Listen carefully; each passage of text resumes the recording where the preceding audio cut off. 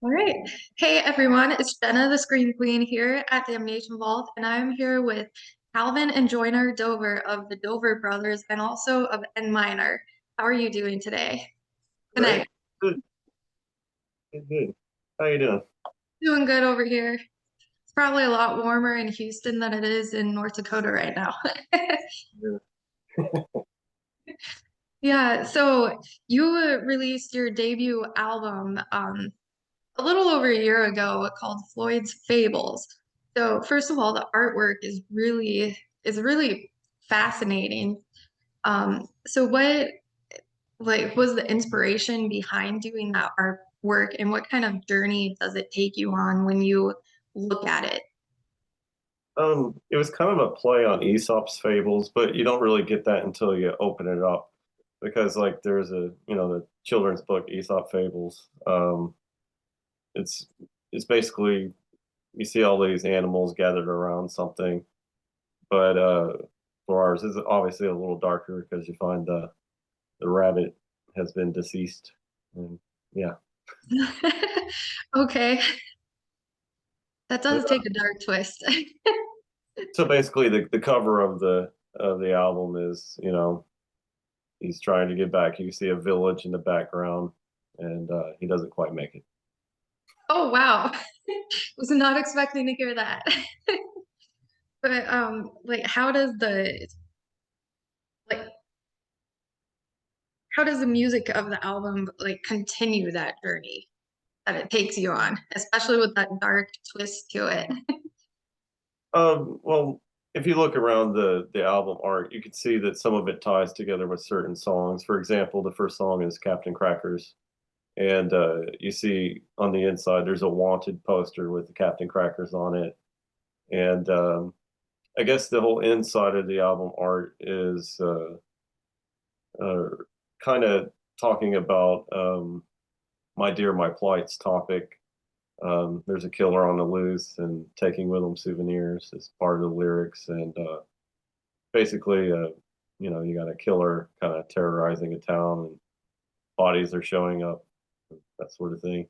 Then there's also stuff like the song Fly to the Magpie. You can see a magpie somewhere perched up somewhere. There's little bitty hidden things like that in it. Okay. Yeah, and you also have a music video out for Captain's Crackers. So how does it like that one, what kind of story did you want to tell through that video? Originally, we wanted to do like an animated, but we decided to go ahead and shoot more of a live footage looking thing. Uh, Basically, Captain's on this, you know, he's basically someone who's losing their mind in pursuit of something, and so the character that played it, a friend of ours, his name is Calvin Ficklin. He kind of plays someone who's kind of losing it, wandering around the band. It was our low budget, I guess. We had to work with that, but he did a great job. Yeah, it's a cool video, cool song too. And you also have another video for the Voodoo Room, and that one's an animated Mhm. tale or depiction. Like that how did that idea form to do that video? Was it Um, the artist who like ran with the lyrics or was it like your ideas for the um, storyboard? it was ours. We had the story kind of laid out as far as um, what this person is going through. Finding themselves in the voodoo room, and it was actually the same artist company that did the artwork for the vinyl and CDs. That there was another artist there that she specialized in animating, and we got in touch with them again, and they put us with her. And we basically just sent over what the song's about, where to kind of go with the storyline, and they put it together really nicely. Like great company. Okay.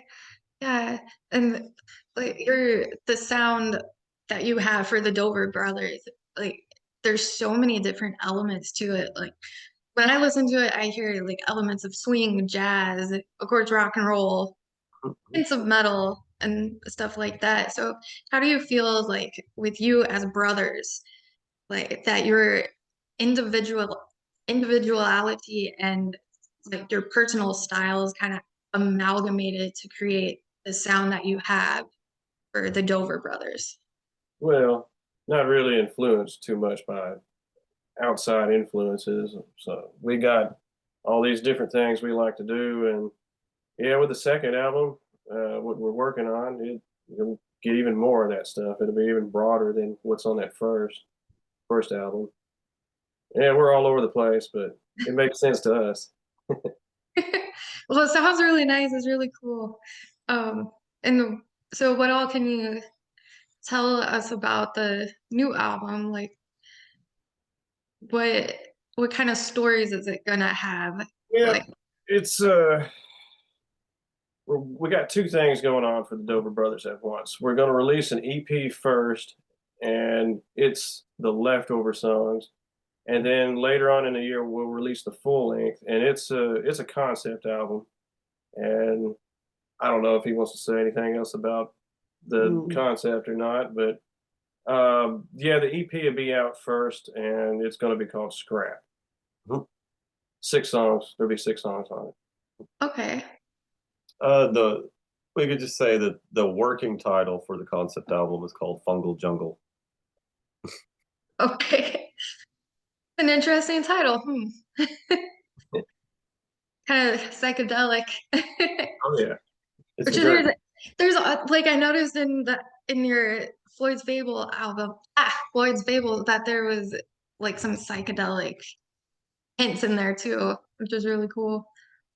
Oh, cheers. Yeah, I mean, uh, some of the stuff I guess we did pull was just, I don't know, just trying to bring in different eras of music. I think with rock and roll, like there's so much that could have been covered. Everything seems to gravitate towards metal these days, in which, there are great metal bands out there, and I love hearing the new stuff, but I feel like rock and roll has been left behind, and we're just trying to pick up where that left off. Okay, yeah. There's a You guys show that rock is not dead. It's fine. It is like finally becoming more of a, I don't know how it, like maybe like how it was in the 60s, 70s. It's kind of creeping back that way.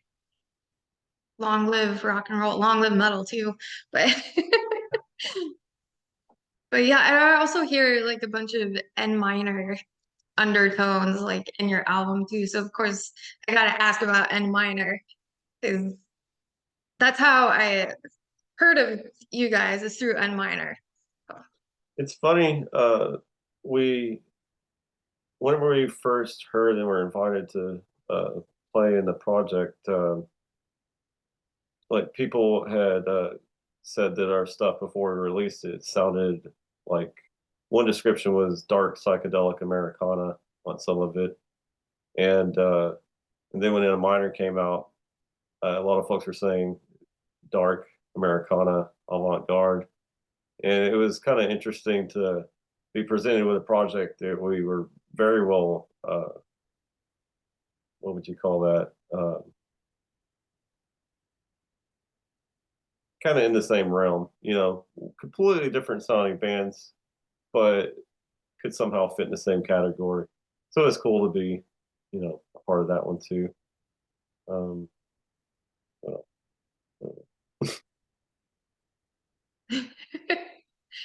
Okay, so I gotta ask, like when you were all like sitting in the room together, composing and creating and then recording this album, like what was the atmosphere like when you were all together creating that? Because N Minor is also like another super diverse band that you don't hear music like that anywhere else.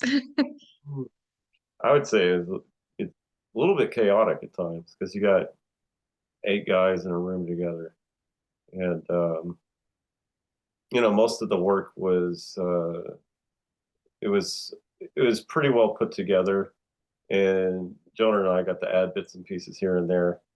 But some of the other material we did, say for the live stream, um, Basically, one of the guys has an idea, and everyone just kind of jumps in with it and see what happens. And it's a very different way to make songs, for us, because usually we kind of bounce off each other's ideas in the same keys, and then sometimes apply to each other's, riff or whatever.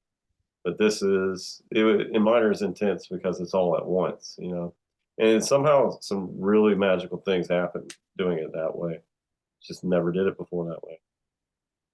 What were some of the most magical moments that you recall when you were in the studio or even like sitting and creating it all together? There's a lot of stuff within minor that nobody's heard yet. I think most of the best we sounded was in rehearsal most of the time, and nobody's really got to hear all that. And there's a lot of songs that nobody's heard too within minor. Yeah, there's still a lot of stuff there. Okay.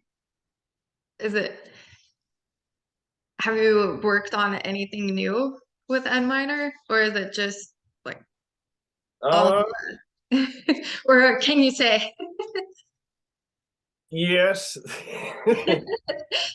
Yeah, we got a little bit of new stuff, and we toyed with a little bit, but there's also probably 2 albums worth of material that's sitting there that we may or may not ever even look at again. So it's just one of those things.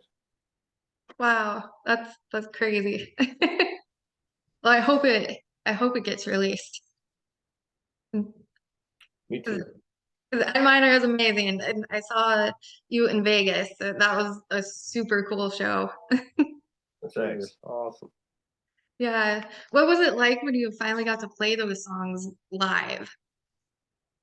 Oh, it was exciting, just to be on stage, but, with clean music like that, there's any little mistake is gonna be heard by everybody, so you gotta Mhm. be as best on top of your game as you can be playing that stuff. So there's that. Okay. Yeah, the live stream too was really cool. Beautifully done too, like all of the visuals in the background and just the overall vibe that you got when you were watching it. Like, what was the vibe like when you were sitting there playing it? Oh, I was suffering that day. I was terribly sick and throwing up all that morning. Oh Yeah, I was not enjoying myself that day at all, but I stuck through it. no. Depression core to the max, right? Yeah. Other than that, it was really surreal. I mean, just the atmosphere of the Orpheum is something.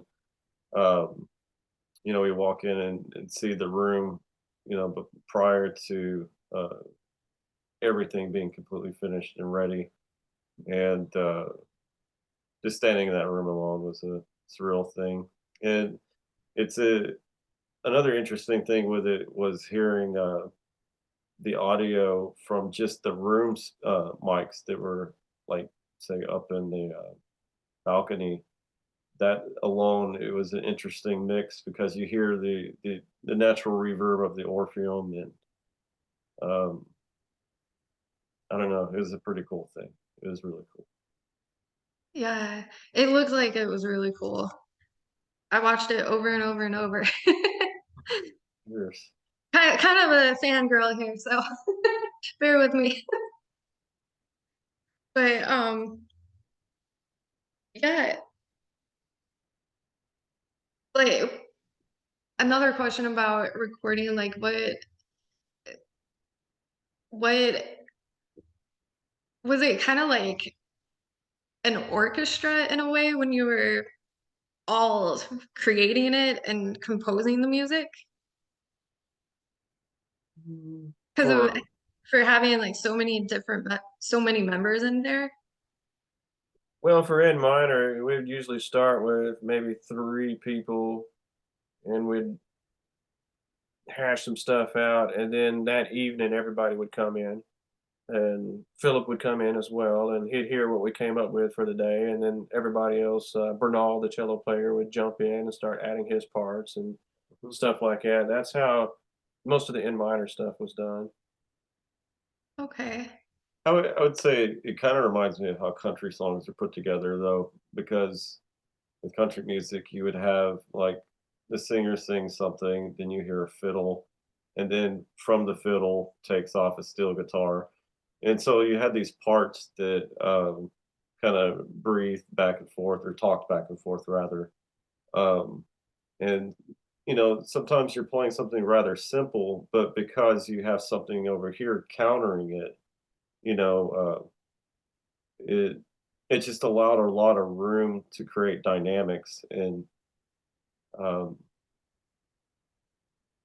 some orchestrated, yes. There was moments to where certain minds got together and said, we should harmonize here, kind of thing.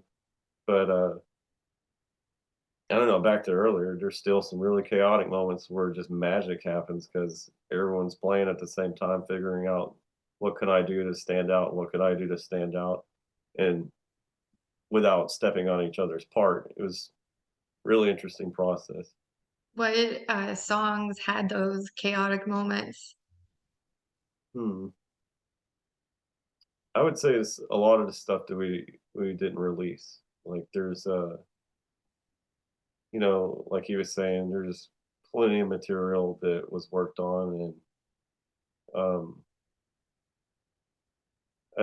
how did they do it? Like basically certain days, when you're messing around with new material, it's just record the session, listen back to it, and then you hear these parts that are like, we have to do this, we got to do this right here. These are, you know, great responses to the song.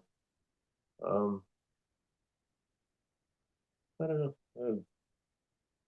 Yeah, that's all I got on that. Okay.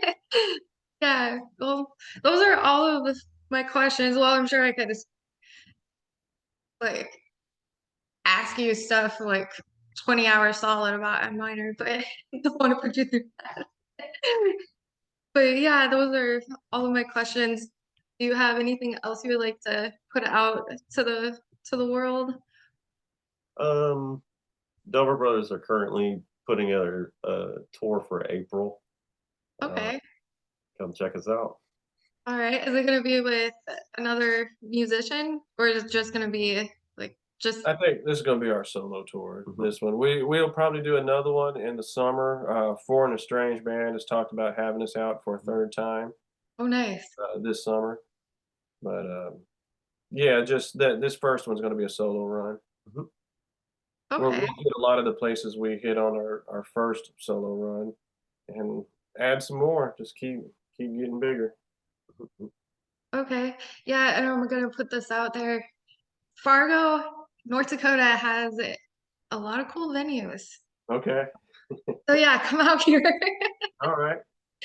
Cool. Yeah, we'll hit you up about that. All right. Yeah, definitely. All right. Well, thank you so much for taking the time to do this interview. No Cheers. problem. Thank you for having us. All right. You two have a wonderful rest of the night. You All too. right. Thanks. All right, bye. Bye.